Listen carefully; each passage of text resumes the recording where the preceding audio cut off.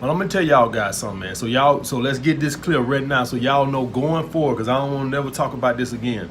So I got a little secret to tell y'all. I'm not afraid of women. You understand what I'm saying? I'm not afraid of women. There are a lot of topics I talk about. I know women might come over here and flag the videos. I don't give a fuck. No I'm not one. hiding out. Ooh, ooh, ooh. Master gonna see that video. You better take it down. Guys, listen here. I'm not scared of women. I know women are vindictive, and I know they out trying to get channels took down. Let them take this motherfucker down. They can take it down. Y'all know the fucking name. I'll start another channel up. Alpha Male Scratch. Listen, I'll start another channel up tomorrow. They can take it down. I'll start another channel. Alpha Male Scratch's Return. You know, you guys, listen. Do not think that I care about those bitches coming over here flagging videos. I'ma keep making controversial topics. I don't care if they come flag every one of these motherfuckers. I don't give a fuck if they come thumb down every one of these motherfuckers. I don't give a fuck. All right, I'm not afraid of women, guys. A lot of you guys are scared to date women or toss the Me Too and sexual rap. Man, I'm gonna stay dicking these hoes down. And nope, I'm not afraid to be left in a room with a woman. I fuck their ass to sleep and send their ass home, and I don't worry about no fucking rape charge. If they want to file a fake rape charge, go fucking ahead. I got a fucking lawyer. That's what he get paid retainer for. I'm not afraid of women. I'm just gonna live my life the same way I've been running. Women are laughing at guys because they know guys are afraid of every fucking thing. They know guys are afraid of them at work because they know women feel like they have all the power. Any little thing, oh, I can say you touch me, guys. Well, go ahead and say I touch you then, because I'm not afraid to be afraid of women. I'm not gonna be afraid to check a woman scared she might file a false rape charge on me or a sexual harassment charge. I'm not gonna live in fear of women. All right, I'm gonna stay making my videos, and they gonna stay funky and fresh. I'm not afraid of those bitches. Ha! Got it! Ha! Got it! Oh! Whoa! Whoa! No one.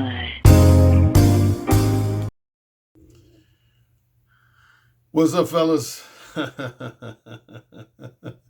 Well, I got good news for some of y'all and bad news for the rest of y'all.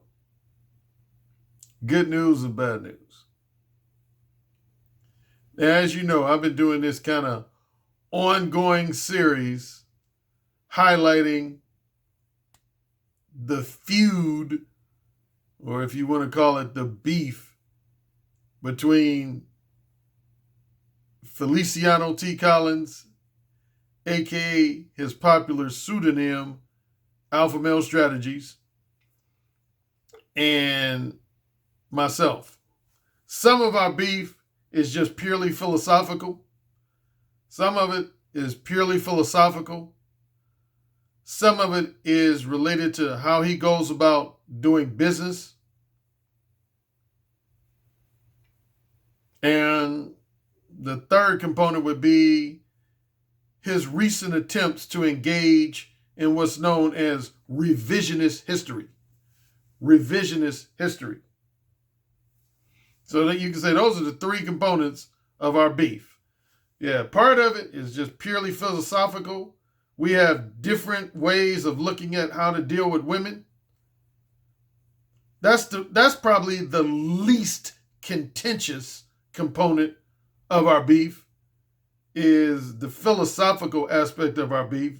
I just call that more so a philosophical disagreement rather than beef.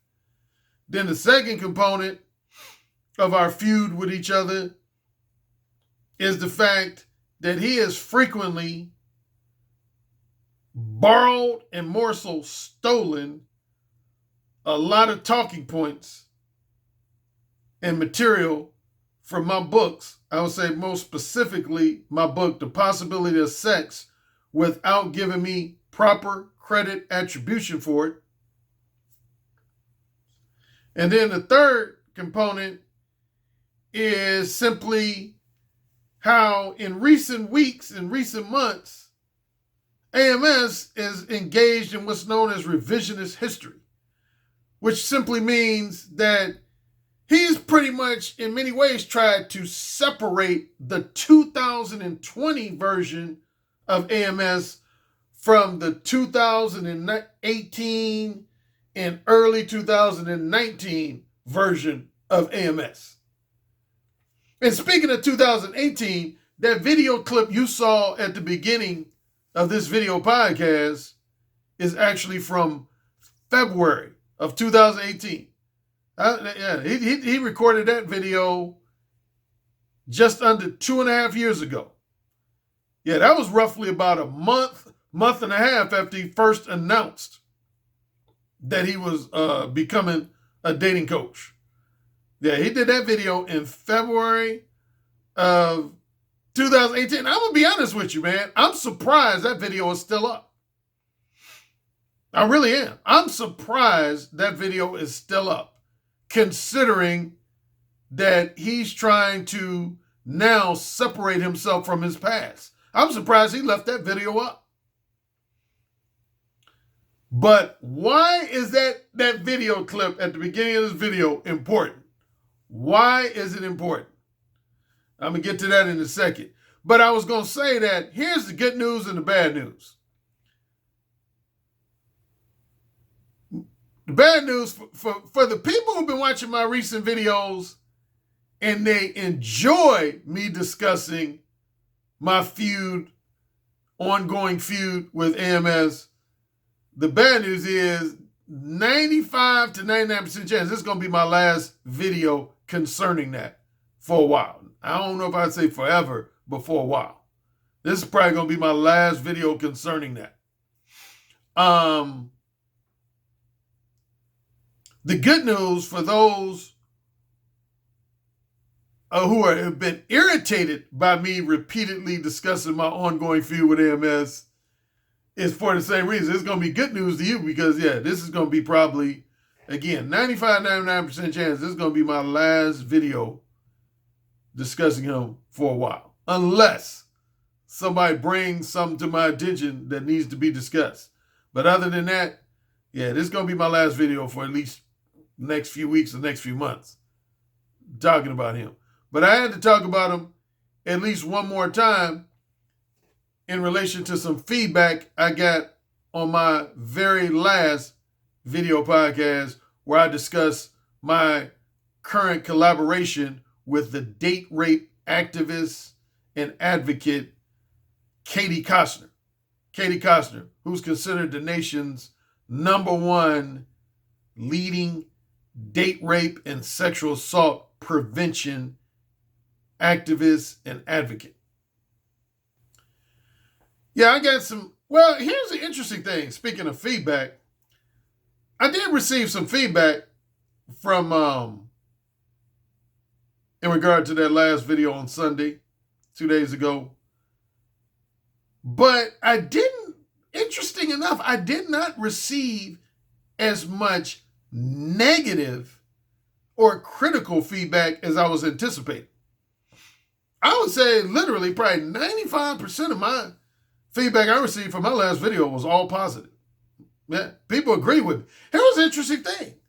I even had a few guys who are either current followers of AMS, because there's still a few guys who follow both me and AMS.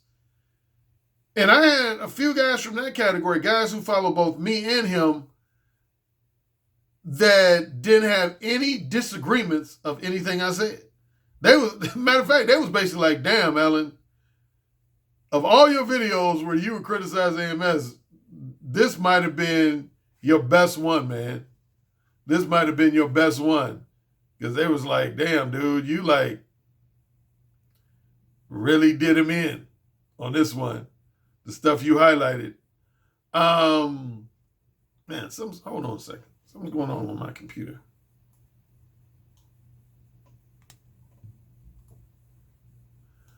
Yeah, but a lot of guys said,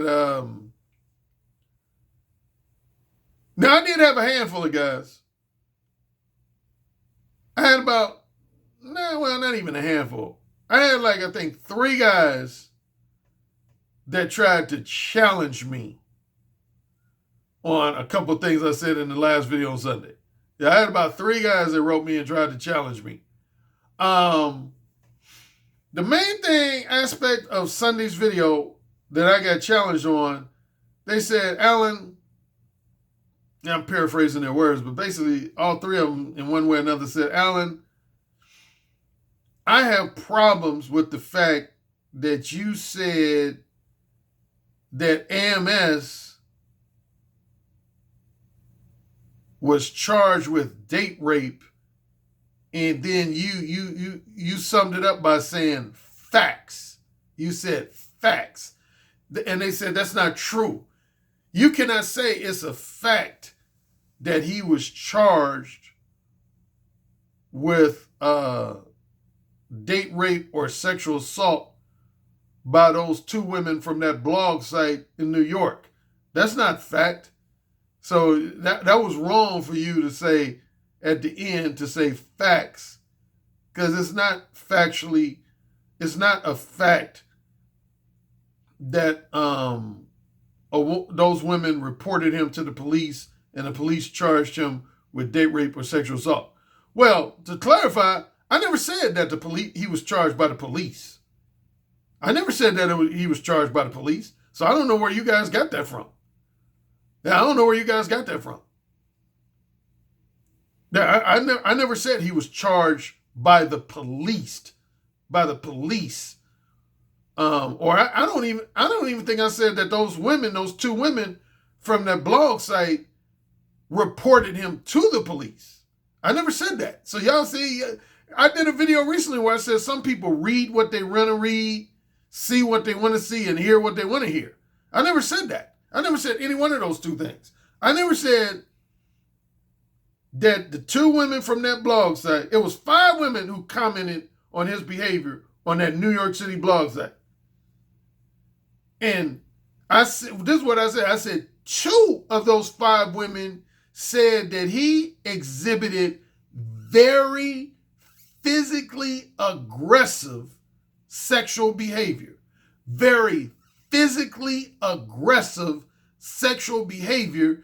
And they basically expressed commentary to the fact that he was a borderline. I used the word borderline. I said that they expressed commentary that implied that his behavior was representative of a borderline date rapist.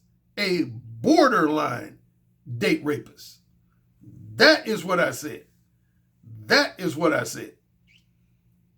But I never said that the women specifically reported him to the police, and I definitely didn't say that the police charged him with anything. I never mentioned the police. I never mentioned the word police. So, yeah, because I had at least 2, if not 3 guys that wrote me comments saying they had a problem with the fact that I was saying that he was factually charged with date rape and or sexual assault by the police. I never said that. I never said that. I said it is facts. When I said facts, I said it is factual that he was criticized on a New York City-based black women's blog site. That is factual. That part is factual. He had 5 women on a New York City-based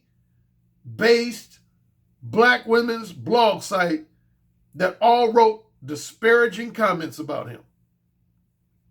And 2 of the 5 women said that at minimum, he exhibited behavior that was very physically and sexually aggressive. Very physically and sexually aggressive. Yes. So here's the thing, though. Here's the thing. Here's what makes that interesting. Here's what makes that interesting. And this is what I pointed, the reason why I brought it up on my last video is because, see, in spring and summer 2018, AMS used to harshly criticize my Mode 1 approach. They used to harshly criticize my Mode 1 approach. See, again, and I'm going to repeat some of the stuff I talked about in the very last video, but here's what was interesting about AMS. When it came to the advice I gave to men in the possibility of sex and the beta male revolution, he pretty much totally agreed with the advice I gave in those 2 books. So he didn't have any criticisms of the advice that I offer in my book, The Possibility of Sex. And he didn't have any criticisms of the advice I offered to men in my book, The Beta Male Revolution. He was actually a supporter of those two books. He actually did a video in spring of 2018 encouraging his listeners and viewers to buy my book, The Beta Male Revolution.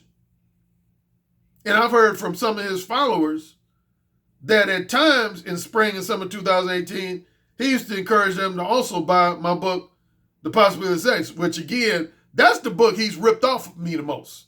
If there's one book of mine that he's ripped off material big time, is my book, The Possibility of Sex. He pretty much ripped off the entire first 4 chapters of my book, The Possibility of Sex.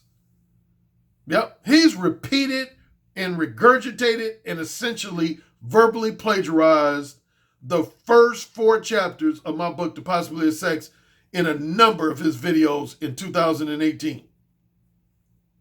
And maybe even early 2019. But those are 2 books he gave dap to. Then on the flip side, though, he harshly criticized a lot of my advice that I offered to men in my books, Mode 1, and secondly, Ooh Said Again. Yeah, he doesn't like the idea of direct verbal game, or what he refers to in his books. He just calls it the direct approach. Now, he never mentions Mode 1 by name in any of his 2 dating advice books, but he does mention the phrase direct approach. And for all practical purposes, that's almost the same as mentioning Mode 1, because as most of you know or should know by now, I actually own that word now.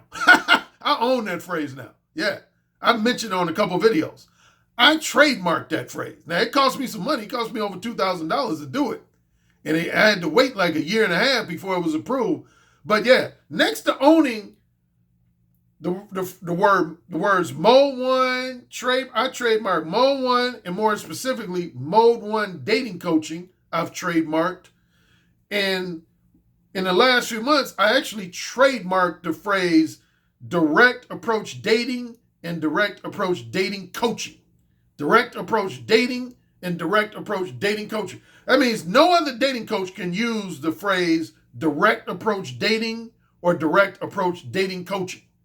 Yeah, I own that phrase. I own those 2 phrases, direct approach dating and direct approach dating coaching. Because that's actually my website, is directapproachdating.com. Directapproachdating.com. Yeah, I own that. I own that now. So anyway, in his book, he criticizes the direct approach. Matter of fact, I'm going to read a slightly paraphrased excerpt from his first book. Called Alpha Male Strategies, Dating Techniques in the Social Media Age. This is a slightly paraphrased excerpt from his first book. This is what he says. He says, the direct approach is a very controversial strategy to use with women.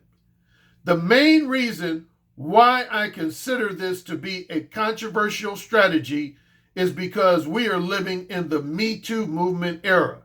My biggest issue with using the direct approach strategy is that many women are getting men locked up in jail for all kinds of sexual harassment, and walking up to a woman who is a complete stranger and expressing your sexual interest to them directly could be considered harassment to many of those women.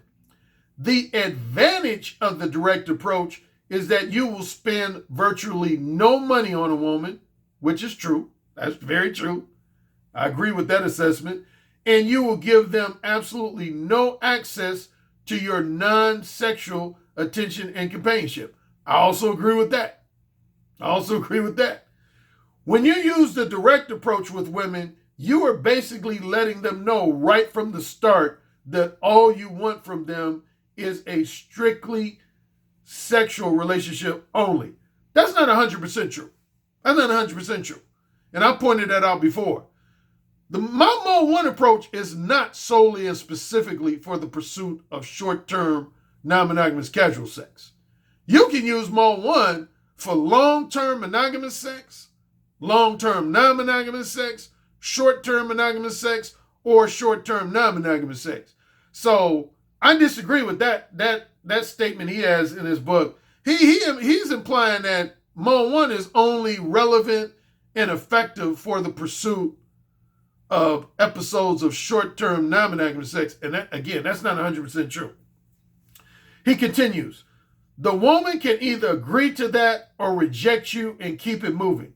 The problem I have with this strategy next to the Me Too concerns is that a woman has to have a high initial interest in you in order for it to work. I am all about helping men raise a woman's interest level. You cannot raise a woman's interest level if you use a very direct approach with her. If you choose to use this approach, be prepared to sacrifice a lot of opportunities for sex that you could have potentially taken advantage of. I call this leaving ass on the table.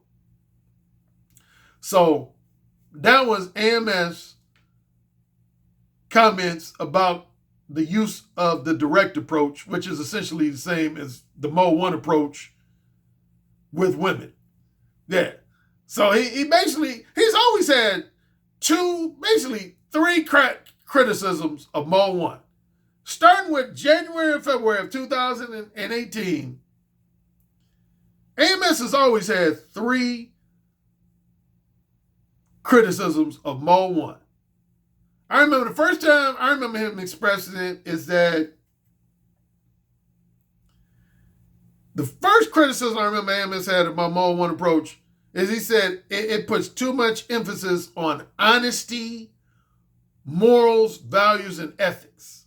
Honesty, morals, values, and ethics. And he said he wasn't down with that because he said most women in society are not honest, moral, and full of morals, values, and ethics. He was like, most women out here are liars, manipulators, gold diggers, and sexually duplicitous sluts.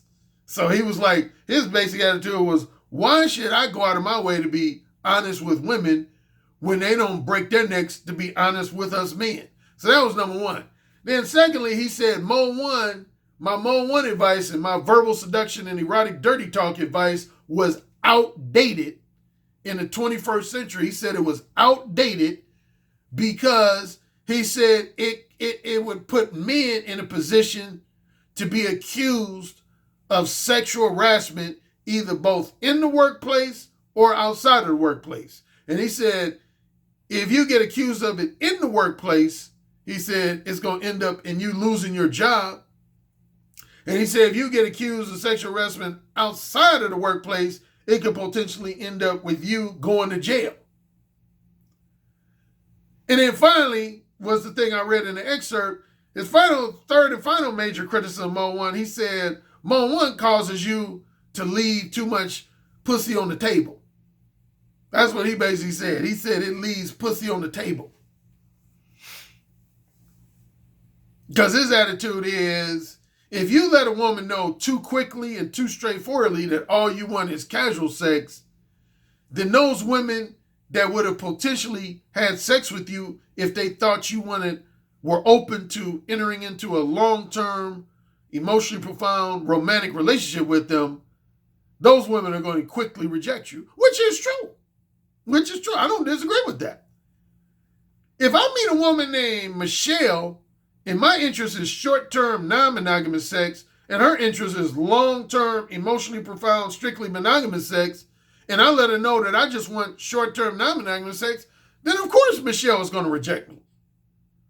But see, my thing is, I am not trying to trick Michelle into having sex with me. See, that's the difference between me and most indirect guys who are fans of indirect verbal game. They believe in tricking women and misleading and manipulating women in order to get them in bed. I don't believe in that, man. I don't believe in that. I only believe in having casual sex with women who are genuinely interested in engaging in casual sex with me. Period.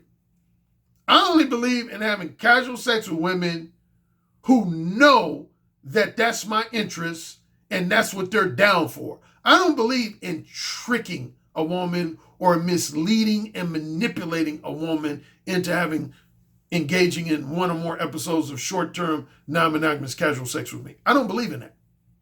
But AMS does, or at least he used to. I don't know if he still does, but I know definitely in 2018 and for most of 2019 he did. Now, in his second book, he basically changed his tune quite a bit. He basically says in his second dating advice book that he didn't really believe in blatantly lying to women and blatantly misleading and manipulating. In other words, in simple terms, in his second book, he said he was no longer a fan of what I refer to as mode 3 pump and dump. Mode 3 pump and dump, which is when you blatantly are willing to blatantly lie to women and blatantly psychologically and emotionally mislead and manipulate them. That's what I call mode 3 pump and dump. What he ended up saying in so many words in his second dating advice book is that he's more so a fan now of what I refer to as mode 2 pump and dump. That's what the black male content creator Ramil Amir is in favor of, and quite a few guys on YouTube. Yeah, I know at least one other one would be Ramil Amir. Ramil Amir, that's what he's in favor of, is mode 2 pump and dump. That's basically what AMS promotes now, is mode. What's the difference again? For the upteenth time, mode 2 pump and dump is when you don't flat out lie to women and you don't blatantly mislead and manipulate women, but a lot of your conversation and verbal communication style is vague and ambiguous. Vague and ambiguous. So in simple terms, when you use a mode 2 pump and dump, you wouldn't tell a woman, go as far as a lie and tell a woman that you have an interest in a long-term, emotionally profound, strictly monogamous relationship when you really don't. But at the same time, you wouldn't come right out and tell her that all you want is a few episodes of short-term, non-monogamous casual sex either. So you wouldn't do either one. You wouldn't, on one hand, you wouldn't flat out lie to her and give her the blatantly misleading impression that you want a long-term, emotionally profound, strictly monogamous relationship, but you also wouldn't have the confidence and courage to tell a woman upfront and straightforwardly that all you're looking for is to engage in a few episodes of short-term, non-monogamous casual sex. So even though in his second book, he said he's no longer about blatantly lying to women and blatantly misleading and manipulating women, he did still criticize my direct approach. He still criticized direct. Matter of fact, if you remember, I did a video called No More Mr. Sleazeball, where I brought up, he had at least, I think I addressed 5 specific comments he made where he criticized the direct approach. I'll go over those 5 comments one more time very quickly. Okay, here was the first of his criticisms in his second book, in AMS's second dating advice book. He had an entire chapter 65, that was called Why I'm So Against the Direct Approach. So even though in that book, his second dating advice book, he mentioned that he's no longer in favor of blatantly lying to women and blatantly misleading them and manipulating them psychologically and emotionally, he still maintained that he's totally against the direct approach in chapter 65. And here was one of the criticisms he said. He said, it is irresponsible. Oh, some of these comments are slightly paraphrased to correct spelling errors, grammatical errors, and the like. So they might not be word for word just like in a book. Some of them are slightly paraphrased. But his first criticism was, it is irresponsible in this day and age for a dating coach to encourage men to engage in conversations with women that primarily center around sex. Having openly sexual conversations with women in this Me Too movement era can result in a man being charged with sexual harassment and ultimately losing his job and negatively affecting his livelihood. Well, my simple response to that, as I pointed out in that previous video, you shouldn't be trying to get laid with coworkers anyway. That's my simple response. You shouldn't be trying to fuck your coworkers and business colleagues anyway. To me, that's a stupid move to begin with, particularly in the Me Too movement era. Particularly in this Me Too movement era. You shouldn't be. That's the advice he should be giving his listeners and followers and supporters, is not to avoid using Mode 1 with coworkers, but the advice he should be giving his listeners, viewers, and supporters is don't try to fuck your coworkers and business colleagues. That's what I tell my listeners, viewers, and supporters. I tell them straight up. You should never, ever, ever be trying to fuck women who are coworkers, business colleagues, and for damn sure, subordinates. That's the biggest. If a woman is a subordinate of yours, in no way, shape, or form should you be trying to get her in bed. That is just stupid in today's society, in today's dating climate. That is stupid. That's like the dumbest thing you could do in the Me Too movement era, is try to fuck a coworker, business colleague, and or subordinate of yours. That is just completely dumb. On to one of his other criticisms that I covered in a previous video that come from his second book. I'm not sure. I'm not talking to you.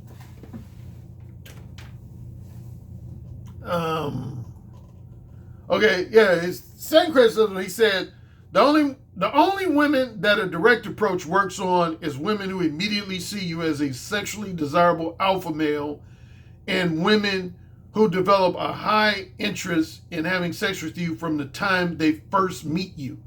That alone lets you know that a direct approach is more of a gimmick than anything else. Using a direct approach is like using a lose weight overnight scheme or a get rich quick scheme. It is nothing more than a gimmick. As if indirect verbal game is not gimmicky.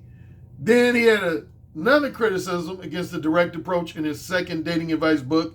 Men who seek to use a direct approach are men who are simply looking to gain sex from a woman very quickly with minimal effort or a minimal time investment. Well, duh. The reality is women are not turned on by men's looks alone as much as men are turned on by women's looks alone. That's not 100% true. I would say for the most part that's valid, but that's not 100% valid. Women are turned on by men's looks. But the one thing I would say different when women are different, women are more auditory than men are. I did a video about that. Women are more auditory. In other words, they're turned on just as much, if not sometimes more, by what they hear than what they see. That's why verbal seduction and erotic dirty talk works so well on women. Women are very auditory. They're turned on by what they hear just as much, if not more, than what they see. Let me continue. He says, when you use a direct approach, you are essentially saying, I have no real game with women. Ha! I feel just the opposite. In my opinion, when you use indirect verbal game, that's when you're saying to women, I have no real game. It's just the opposite. To me, direct verbal game is real game. Indirect verbal game is manipulation. It's not game, it's manipulation. Anyway, let me continue. He said, real game is when you have developed a specific strategy to increase and raise a woman's level of interest in wanting to have sex with you without directly spending money on women for sex, i.e. tricking. Yeah, okay, whatever. Again, I addressed all of these in a previous video, but I will continue with his fourth criticism. Fourth criticism was, the average man does not possess the social status, charisma, or looks and sex appeal to get a woman to have sex with him by the end of his first date or first conversation with her. Women are visual, but not nearly as much as men are with women. Again, I would generally agree with that. Women aren't as visual as men are. Men are more visual. That's not to say women aren't visual at all. Women are visual, but they're not as, again, women, when it comes to women, women are a combination of visual and auditory. Visual and auditory. Women pay just as much attention to what they hear as they do what they see. Again, that's one of the reasons why if a man has great verbal seduction skills and erotic dirty talk skills, he's going to have a lot of success seducing women because women are very auditory. Anyway, let me continue. He says, a direct approach is a flawed strategy because it prevents men from using their greatest asset, which is a man's ability to increase and raise a woman's interest in him with his overall personality, his level of confidence, and his masculine strength. That's bullshit. You can't raise, I'm going to tell y'all something. I don't want to go get too long-winded because I don't want this video to be too long. But for the most part, you cannot raise a woman's interest in having casual sex with you. You can't. A lot of men can try to argue with that, debate that. Studies have even shown this. This is not just my own opinion. Based on my experiences, studies have shown it. When it comes to short-term, non-monogamous casual sex, women basically, when it comes down to nitty-gritty, women are either interested in you or they're not. Women are either interested in having casual sex with you or they're not. You cannot raise a woman's interest in having casual sex with you. Now, here's what you can raise. You can raise a woman's interest in wanting to share your company non-sexually over a period of days, weeks, months, or years. That you can do. You can increase a woman's interest in wanting to share your company non-sexually. And secondly, you can potentially raise a woman's interest in wanting to share your company both sexually and non-sexually combined together. Both sexually and non-sexually. So when it comes to your non-sexual companionship only, you can raise a woman's interest in you. Or secondly, when it comes to a combination of your sexual and non-sexual companionship, you can raise a woman's interest in you. But when it comes to your sexual companionship alone by itself, you can't raise a woman's interest. You can't. You can't raise a woman's interest. Woman's either interested in you or she's not. The only thing you can really do is you can expose a woman's true interest in having casual sex with you if that woman is trying to hide it or deny it or suppress it. That's one of the things I teach men to do in my book, Who Say It Again. There's a lot of women, specifically women who are wholesome pretenders and erotic hypocrites, that will try to hide, deny, camouflage, or suppress their interest in engaging in short-term non-monogamous casual sex with you. And if you have exceptional verbal seduction skills and erotic dirty talk skills, you can provoke that woman to reveal her interest that she was initially trying to hide, deny, camouflage, or suppress. But as far as raising a woman's interest, you cannot raise a woman's interest in engaging in casual sex with you. Relationship sex, yes. Casual sex, no. No, you cannot. The only thing you can do is trick a woman and manipulate a woman and trick a woman. That's not the same thing as genuinely raising a woman's interest. There's a difference between genuinely raising a woman's interest and tricking a woman and or misleading and manipulating a woman. And I've covered this in a number of videos. And now let me get to his final criticism that came out of his second dating advice book. His second dating advice book.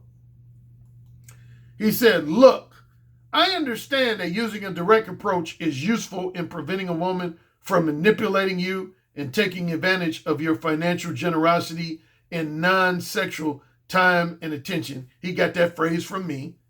I'm the one who first coined the phrase non-sexual time, attention, and companionship. Everybody in the manosphere who's familiar with me knows that. Facts. Let me continue.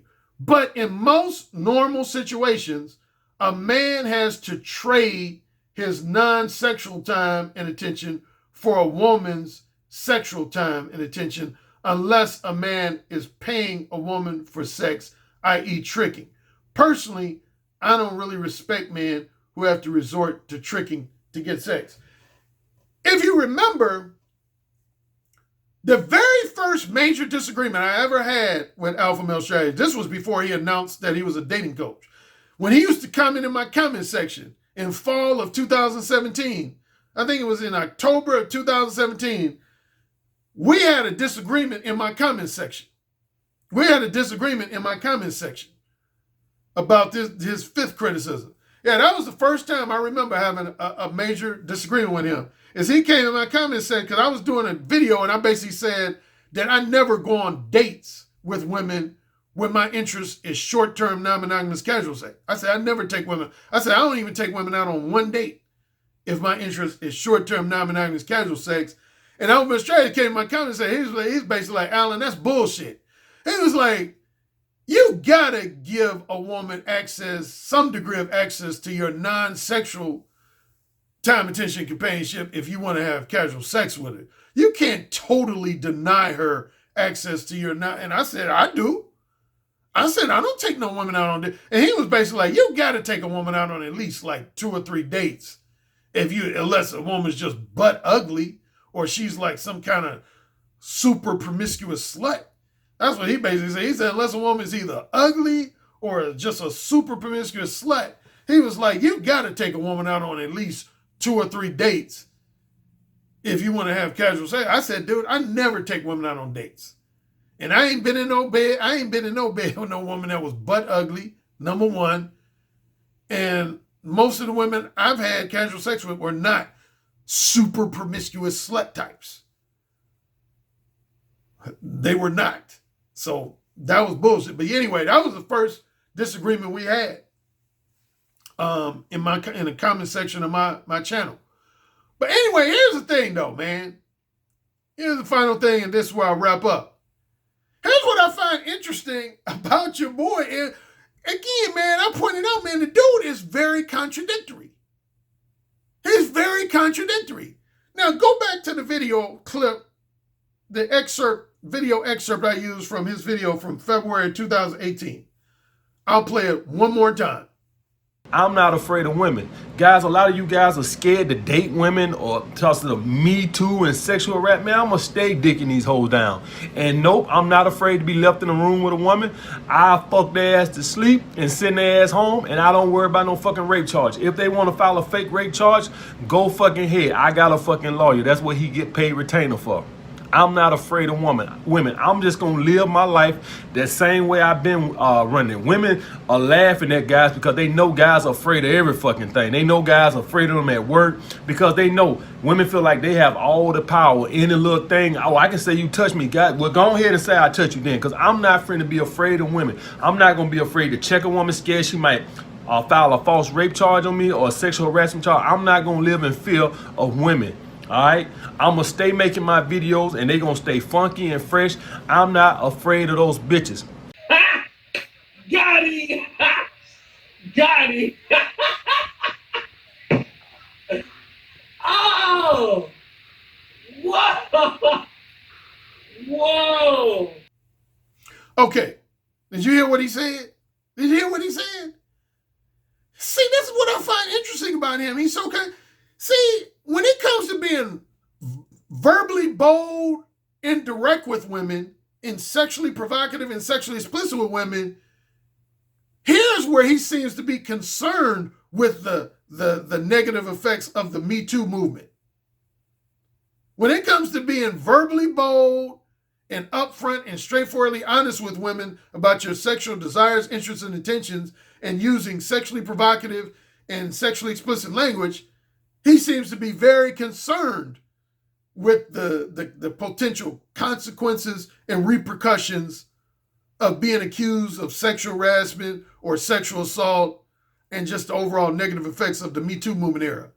But on the flip side, when it comes to the idea of being physically aggressive with women, which is something he's been accused of by those women on that blog site, when it comes to the notion of being physically aggressive with women, as you heard him say in that clip, He basically said, I don't give a fuck about the Me Too movement era. I don't give a fuck about the potential of being charged, accused of date rape or sexual assault. He basically was like, I could give a fuck. He said, if you leave me in a room alone with a woman and she goes on to accuse me of date rape or sexual assault, he said, I could give a fuck. He said, I have a lawyer on retainer, and that's what my lawyer is for. He said, but I could give a fuck. He said, I ain't scared of these bitches. He said, I ain't scared of these bitches. Y'all don't see the contradiction in that? The blatant fucking contradiction? I know my followers do, because they're intelligent, mature, educated, and objective-minded. So I know that 99% of my followers see the contradiction there. But who I'm talking to is guys who follow AMS and are his fanboys and supporters. That's what I'm talking to. That's what I'm asking the question to. You guys don't see the blatant contradiction in that shit? Y'all don't see the blatant fucking contradiction in that shit? He basically saying, again, in a nutshell, he basically saying, when it comes to being verbally bold and direct with women and using sexually provocative and sexually explicit language with women, that's when you should be concerned and fearful of being accused of sexual misconduct, sexual harassment, and sexual assault, such as date rape. But on the flip side, he's saying when it comes to being physically aggressive with women, if you, like a woman's at your place or you're at her place and y'all alone together, and it comes to being physically aggressive, he basically said in that video clip, you shouldn't be afraid. See, for me, if anything, for me, it's just the opposite. I'm just the opposite. I tell guys in my book, who'll say it again, I have a chapter where I say you should never, ever be physically aggressive with women unless a woman has given you some type of physical or verbal green light. Well, now I can't even say physical green light because, as I pointed out, that's the whole point of my video I did 2 days ago. In today's society, particularly on college campuses and university campuses, there's no such thing as nonverbal consent.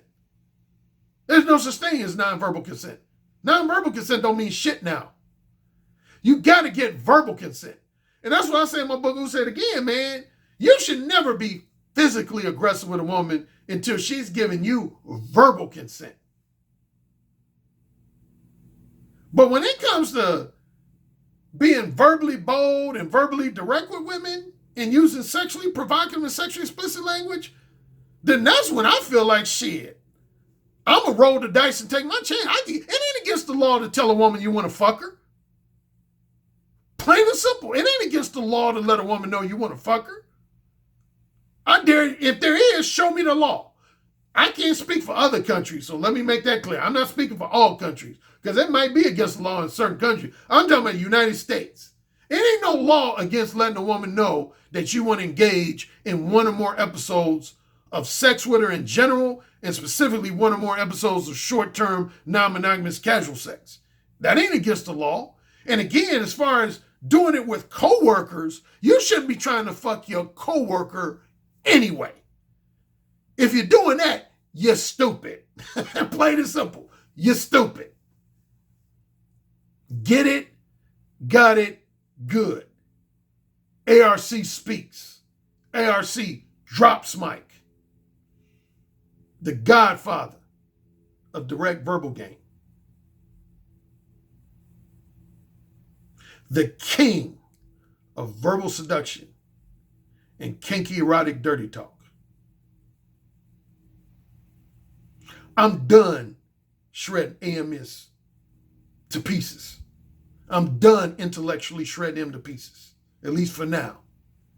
Until next time, my friends. Yes, sir. Say it again. Yes, sir. Who's the king? Alan, you're the king. Say it again. Alan, you're the king. You're dominating me. Say it again. Alan, you're dominating me right now. Mode 1. Mode 1. Daddy, can I go, please? You're the king. Say it again. Oh, you're the fucking king. Yes. Yes. Yes. You're the king, Alan.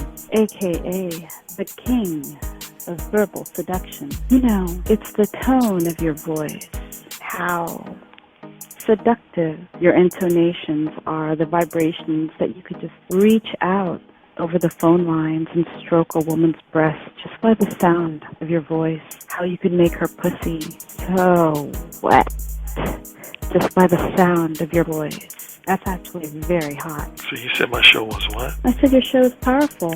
Oh, say it again. Your show is powerful. I bet the king would fuck me really good. Who's the king? Alan Roger Currie. Oh, yeah. Who's the king? Alan Roger Currie. The king. The king. The king. I have to agree with you on the communication piece, because I actually did take a session with Alan Roger Currie, and he gave me a line that I did not think was going to work, and it worked. And I was like, what the fuck?